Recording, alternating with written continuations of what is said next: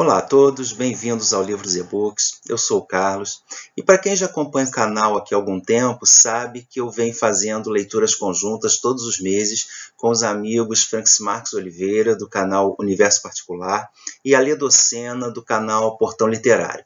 E a nossa leitura agora do mês de julho foi Esfinge, do Robin Cook.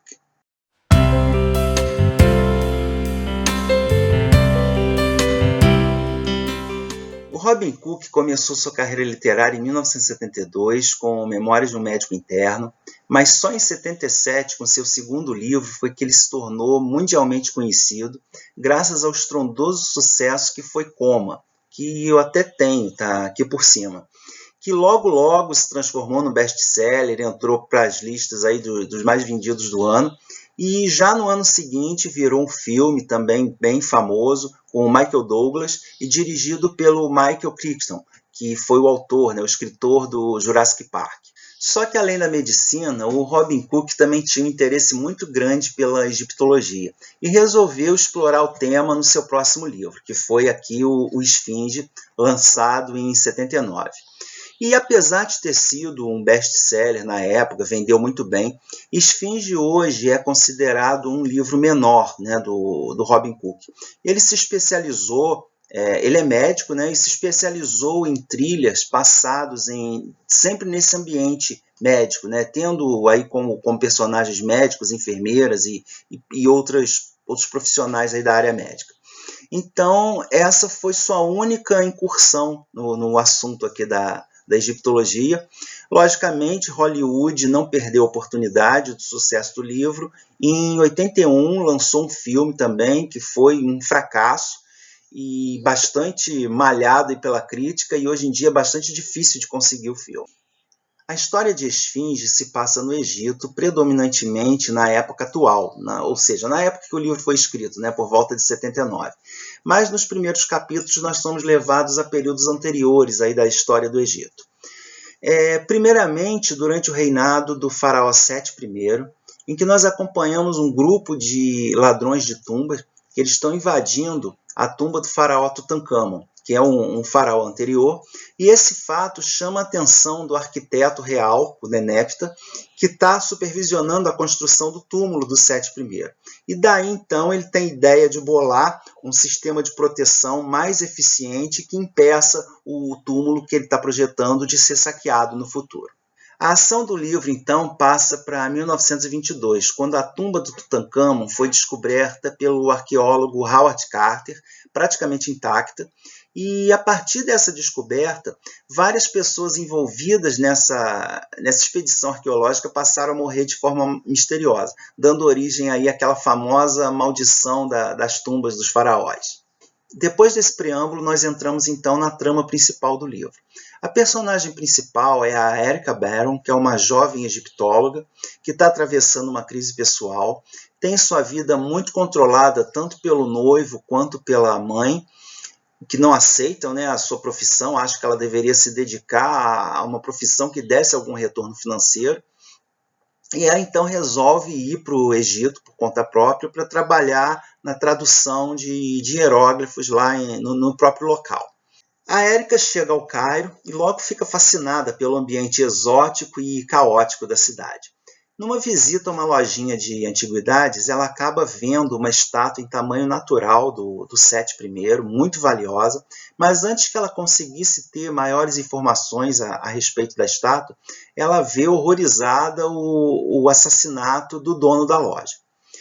A partir daí começa uma trama bastante mirabolante, quando a Érica conhece o Yvon de Margeau, que é um francês bastante sedutor, que trabalha com comércio de antiguidades e que diz a ela que está interessado em terminar, em combater o tráfico de artefatos históricos aí para fora do Egito.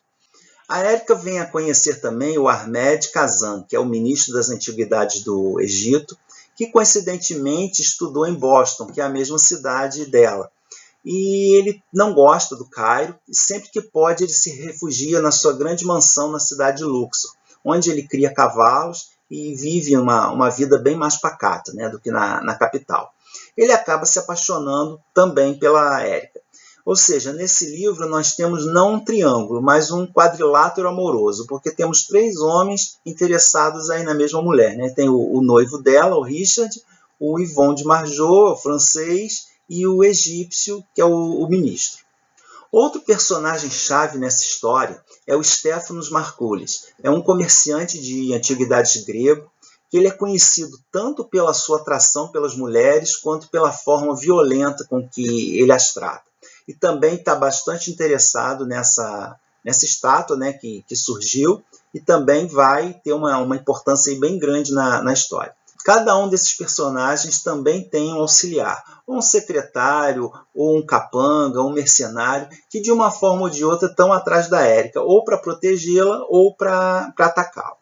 Para piorar, no decorrer do livro aparece um ou outro personagem pontual que não agregam em nada a trama, como o noivo dela mesmo, o Richard, e tem um milionário texano também que comprou uma estátua anterior, que aparece também do nada, não tem muita diferença aí na história. Esse excesso de personagens é um grande ponto negativo dessa história. Ele não chega a comprometer, mas ele dilui um pouco o foco, né? E então você diminui o interesse em cada um dos personagens principais por conta disso. Um outro aspecto que incomodou um pouquinho foi o excesso de viagens que ela faz dentro do Egito, principalmente entre as cidades do Cairo e do Luxor, que se torna uma verdadeira peregrinação, né?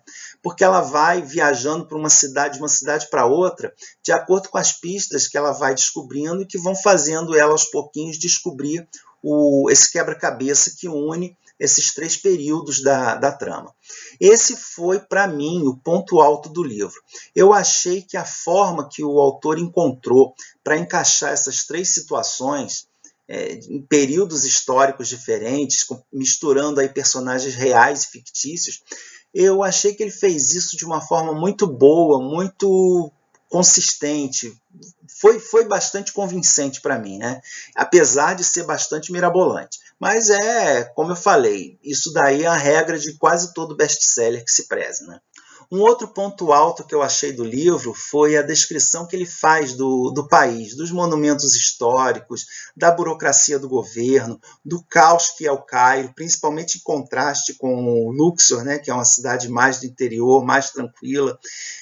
Fala também bastante dos costumes da população e mostra também um pouquinho aí da cultura árabe. O final do livro me decepcionou um pouco. A solução do enigma eu achei muito boa, mas os últimos parágrafos em que ele dá assim, o destino dos personagens, eu achei que ficou meio nada a ver. Eu tive assim a impressão de que o autor não foi muito feliz na finalização do livro. Mais ou menos como aqueles filmes que a gente vê que termina mais ou menos do nada e aparecem os letreiros no final explicando o destino de cada personagem. Então a impressão que eu tive foi mais ou menos essa. Não gostei muito do final, da finalização do livro. Gostei do final da trama. Por fim, a esfinge, exceto por uma pequena menção durante uma descrição de paisagem, praticamente não aparece no livro.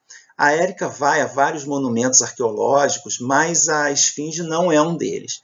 Então acredito, vai saber, né, que o título do livro, como esfinge, tem a ver mais com esse aspecto enigmático, né, do enigma aí que a esfinge supostamente propunha para os viajantes na antiguidade.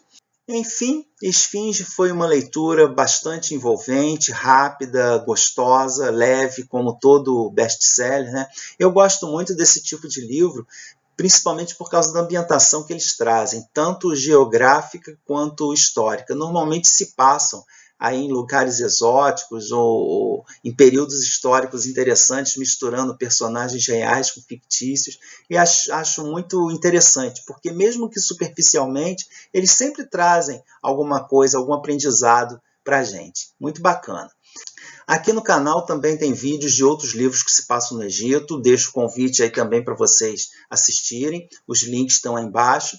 E não deixem também de assistir as opiniões dos colegas do Frank e da Ledocena sobre esse livro. Os vídeos deles também já estão nos respectivos canais, os links estão aí embaixo.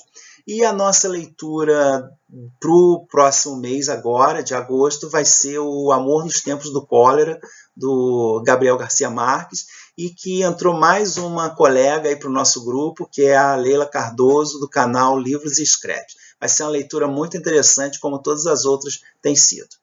Então é isso. Se você gostou do vídeo, dê uma curtida para me ajudar na divulgação do canal e divulgue também o canal nas suas redes sociais, ok? E se você já leu ou pretende ler Esfinge ou gosta do tema Egito, deixa aí seus comentários para a gente poder conversar mais a respeito. Aguardo vocês então no próximo vídeo. Tchau, tchau.